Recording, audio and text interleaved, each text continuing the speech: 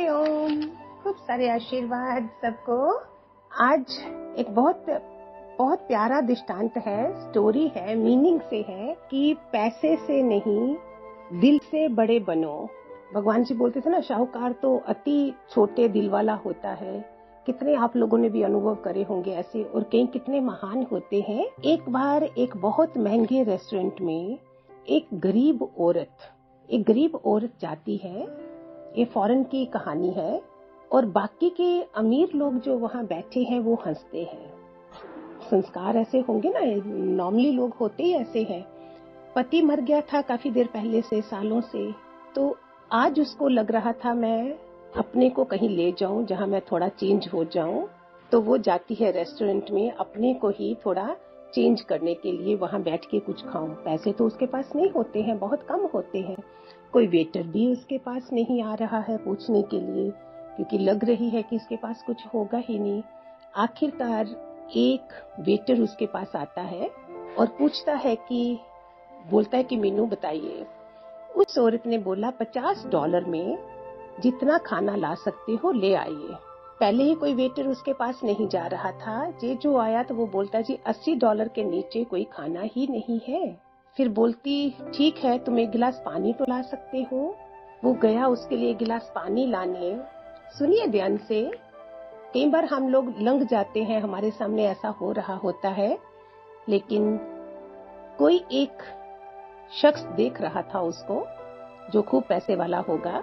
जब उसने ये बात सुनी और वो उस वेटर को बुला के बोलता है, इस रेस्टोरेंट की जो सबसे महंगी 3 डिशेस लेके इस औरत के सामने रख दो, सबसे महंगी। इससे पहले वेटर पूछता है कि क्या है, आपके कुछ लगते हैं। उसने बोला, जो बोला गया है वही करिए, आप जितना बोला गया है उतना करें।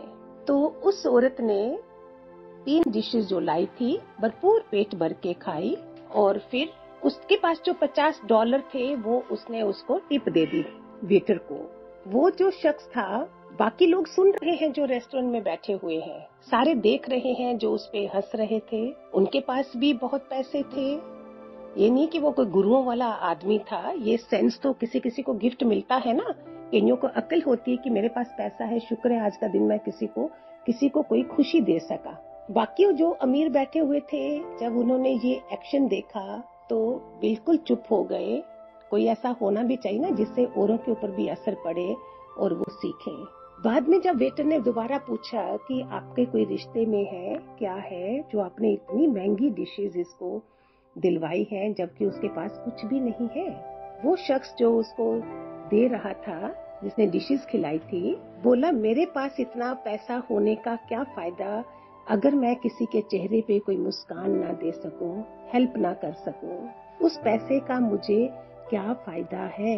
वेटर ने पूछा था, आपने हेल्प क्यों की? तो तब उसने ये जवाब दिया।